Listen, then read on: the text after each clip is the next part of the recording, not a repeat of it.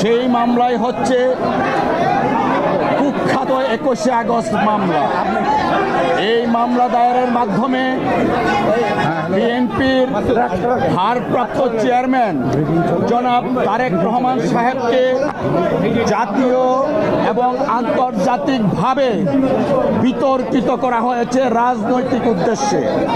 আমরা শুরু থেকেই বলে আসছিলাম এই মামলা রাজনৈতিক হীন উদ্দেশ্যে মামলাটা দায়ের থেকে ট্রায়াল পর্যন্ত করেছে শেখ হাসিনা ওয়াজেদের ডিকটেটে।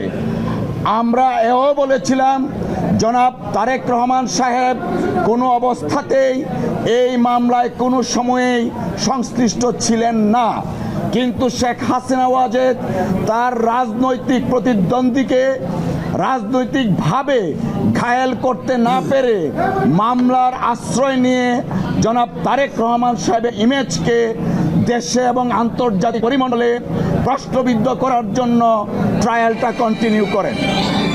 আপনারা ইতিমধ্যে শুনেছেন যারা এই মামলার দণ্ডপ্রাপ্ত ছিলেন এবং আপিল করেছেন এবং যারা আপিল করেননি সবাইকে এই মামলা থেকে খালাস দেয়া হয়েছে। আমরা মহান আল্লাহ তাআলার দরবারে শুকরিয়া আদায় করছি জনাব তারেক রহমান সাহেব আজকের এই রায়ের মাধ্যমে ন্যায় বিচার পেয়েছেন। আজকে প্রমাণিত হয়েছে রাজনৈতিক উদ্দেশ্যে জনাব তারেক রহমান সাহেবকে যে মামলায় সাজা দেওয়া হয়েছিল সেই মামলায় আইনগতভাবে মোকাবেলার মাধ্যমে তিনি আজকে বেকসুর খালাস পেয়েছেন।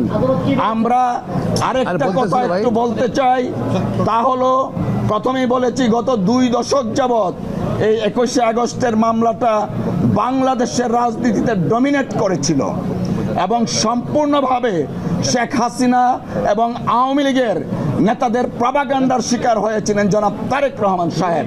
আজকে আমরা এবং দেশবাসী জাতি মনে করেন আমরা সকলে আজকে ন্যায় বিচার পেয়েছি। তারেক রহমান সাহেবের নামটা এসেছিল, আপনারা জানেন 4টা চার্জশিট দেওয়া হয়েছিল, 3টা চার্জশিট, ইভেন 111-এর সময় একটা চার্জশিট দেওয়া হয়েছিল, সেই চার্জশিটে তারেক রহমান সাহেবের নাম ছিল না।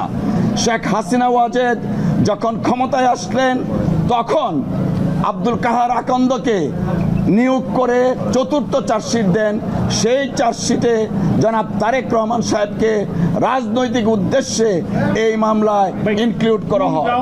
আজকে আমি বলছি আজকে মহামান্য আদালত এই যে 4র্থ চার্জশিট এবং মুফতি হান্নানের 2য় স্বীকারোক্তিমূলক জবানবন্দির ভিত্তিতে যে চার্জশিটটা দেওয়া হয় সেই চার্জশিটটা আইন বহির্ভূত ছিল। সিআরপিসি এবং এভিডেন্স অ্যাক্টে এই চার্জশিটের কোনো আইনগত ভিত্তি নাই, তাই এই চার্জশিটে যারা অন্তর্ভুক্ত ছিল তারা এই মামলা থেকে